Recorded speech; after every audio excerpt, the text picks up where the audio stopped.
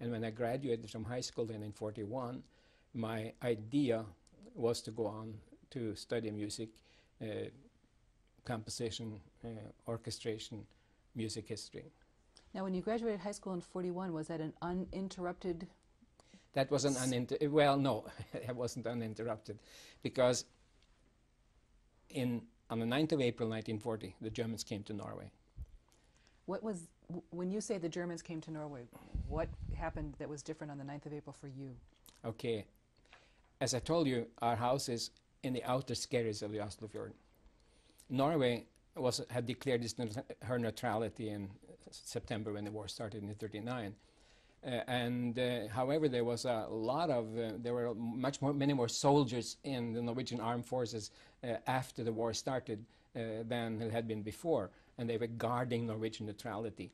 And out in the outer skerries of the Oslofjord are the coastal batteries that protect the entry into the city of Oslo. And in the night of the 9th of April, I woke up at about 3 o'clock in the morning because my house was shaking from the detonation of artillery fire. And this became very intense, and I grumbled about it because I said to myself, I wish that they would do their maneuvering in the daytime, because I couldn't think there was anything serious. But it kept on and became so intense. I went out on the balcony of my house and I could see this exchange of sound and light that was in the artillery exchange that took place. And I went downstairs and turned on the radio. The radio in Norway is never on in the middle of the night. But I thought there must be something, and I could hear the pause signal which indicated that the radio was on.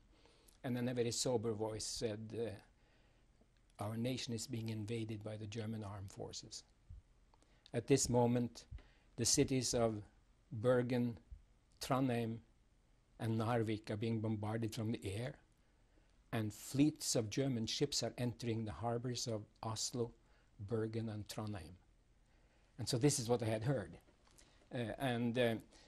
Into the Oslofjord came a group of 12 German ships, led by Admiral Blücher. That was a new heavy cruiser. She had never been at sea before. The Germans had decided to use the Admiral Blücher on her journey from Kiel to Norway. And of course, she had left Kiel the day before.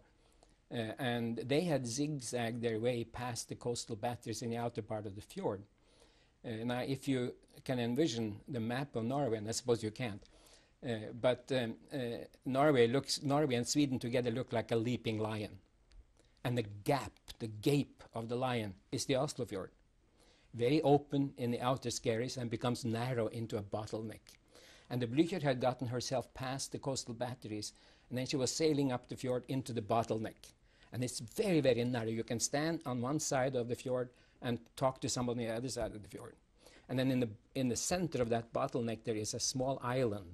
And on that island was Norway's most modern military establishment, called Oscarsborg, named for King Oscar, the King of Sweden and Norway.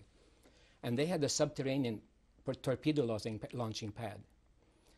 And by the way, the Blücher was decorated from stem to stern with streamers as though she were on a pleasure cruise. Did you see that? No, oh no, I didn't see that. This is second knowledge, but very, very familiar material to any Norwegian. Three young men looked at the periscope at the fortress and saw the Blücher coming up the fjord. And they had just heard this announcement that I just cited.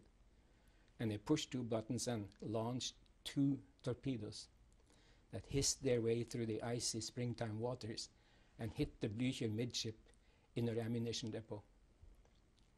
Now, on board the Blücher were about 1,500 people, of whom 700 were members of the Gestapo. And they had studied for years everything that had to do with Norway, including the Norwegian language.